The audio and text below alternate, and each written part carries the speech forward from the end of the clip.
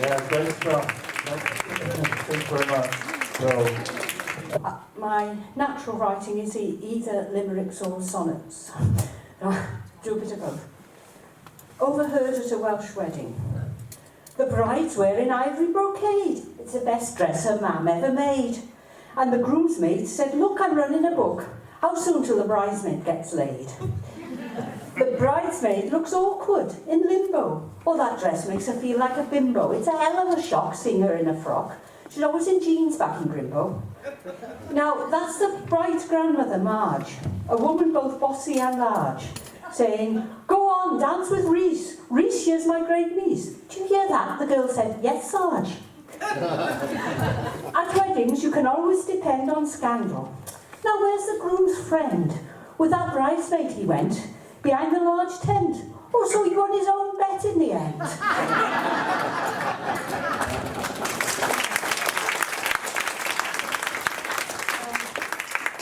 These are sonnets.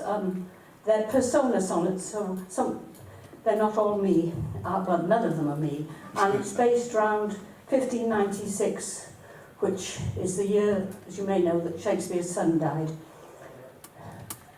With day, the dream dissolved. This is Will. With day, the dream dissolved, disintegrated, but left some fragments floating in my mind. They made me miss the quiet I'd once hated, the fields and forests that I'd left behind, that woodland walk, a few snatched precious hours, 2 sturdy daughters and a fragile son. Their talk of magic potions, fairies, flowers, warm dark descending when the day was done. My dream had fairies, mortals led astray, and woods, all muddled with an ass's head. Perhaps I'll write it down and make a play, and conjure up the place where I was bred. It will be filled with laughter, love and joy, and might have power to please a dying boy. Now this is Anne. The summer heat will close theatres down. Some bands of players now will take the road. But anyway, he'll soon be back in town, make love to me and help me share the load. I think our life will give him cause for pride. I've made good money at the stocking trade, improved the house, yet laid coin aside. Susanna's such a promising young maid, and Judith too. But Hamlet's fading fast. 11 years he struggled to survive. I pray Will can be with us at the last to hold his fragile son while he's alive. And yet when autumn comes, I do believe he'll leave me yet again alone to grieve.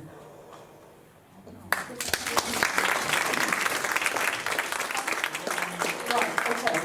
Quickly, the two daughters. Susanna, perhaps some good will come of all our sorrow. Perhaps our family will stronger grow. But now I cannot see beyond the morrow. He was my brother, and I loved him so. No more a willing handmaid to her twin, my sister may soon have a fuller life.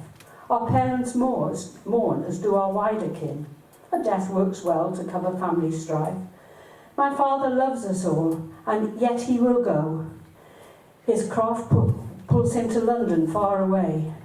My mother will not let her feelings show, and buries grief within the everyday. I too will carry on and play my part, the placid sister, so I'll hide my heart. And Judith, who was the twin. He was my soul, my other half, my twin. My soul, I say, for always being frail, he had more leisure for the life within. And then in summer he began to ail worse than before. We knew what was to come, though we denied to keep our spirits up. Most barricaded hearts are merely numb, and I alone must drink the poisoned cup.